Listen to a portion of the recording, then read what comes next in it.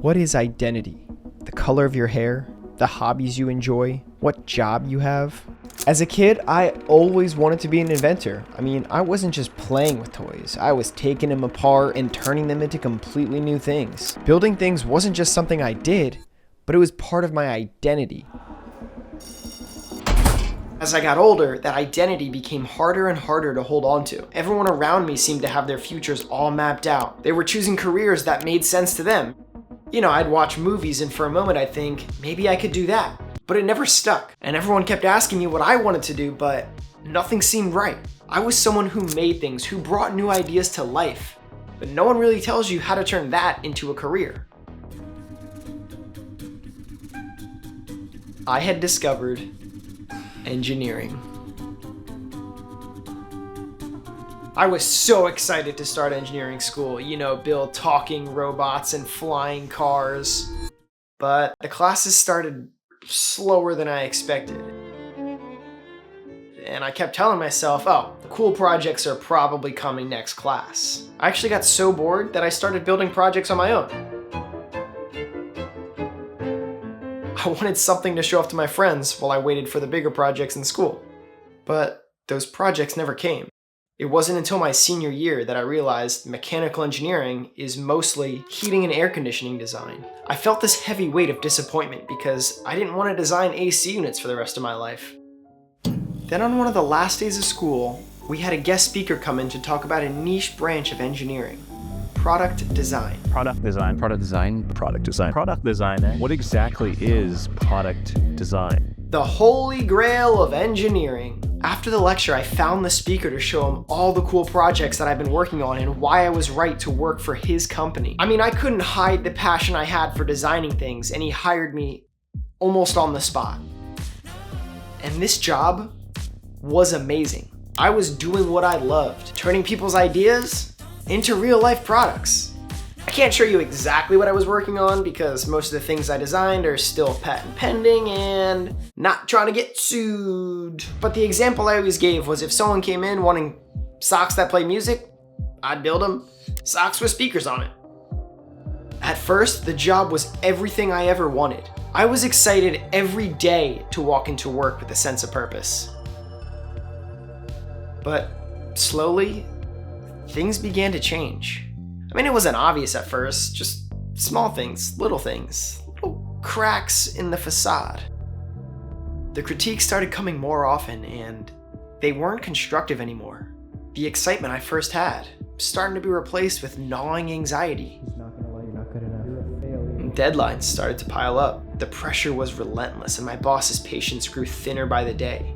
It was like the joy of creating was being sucked out of me, leaving only stress and self-doubt. You'll never make it. It was like nothing I did was ever good enough for him. I started to dread the sound of my boss's footsteps, knowing that it meant another round of belittling comments. All of this. I just don't understand. I could feel myself slipping, losing the passion that had once driven me.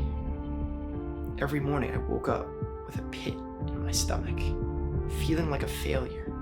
Before I even started the day, the verbal abuse got worse. Every mistake was magnified. Every delay a catastrophe. What the fuck is going on, bro? Constantly being told that I wasn't fast enough. I wasn't good enough. The stress was eating at me. I felt isolated, trapped in a job that was supposed to be my dream, Hell, what have you been doing here? Useless. Absolutely useless, bro. but had become my nightmare. Failure. My confidence was shattered. I started questioning everything: my skills, my worth, my passion, my identity. It got to the point where I was physically sick, throwing up almost every morning before work. I dreaded going into that office, dreaded hearing my boss's voice. Seriously, all this work, nothing useless. I hated what I was doing, hated Not gonna let you not good making enough. things. Failure. The job I had once loved had become something that I couldn't bear. He's not gonna let you not good enough. You're a failure. Stupid. He's not gonna like it. You're not good enough. Do you even use your brain? What are you, stupid? I couldn't do it anymore. You're a failure. So So I just walked away. When I quit my job, I wasn't really sure what was next. I wasn't a professional designer anymore, and I didn't have a grand plan. But I knew one thing. I missed creating for the pure joy of it. So slowly, I started building again. Not for a paycheck or a deadline, but because it made me happy, remembering why I loved creating in the first place. I wasn't trying to impress anyone or make something marketable. I was simply enjoying the process, and that was enough. For the first time in a long time, I felt like myself. As I look back, I've learned that a job doesn't define who you are. It shouldn't be part of your identity. I used to think that if I wasn't succeeding at work, then I wasn't enough. But that's not true. It doesn't have to be true. You can easily change the way you think about your job. If you're a teacher at a school, that's not your identity. You're someone who cares about others, who loves helping them grow. Because if you quit or one day you get fired, you're not a failure. You haven't lost yourself. You'll always have that drive for what matters to you and what makes you happy. And for me, that's building and creating, baby. And I'm just gonna keep making my own things without facing the wrath of anyone's criticism. Thanks for watching.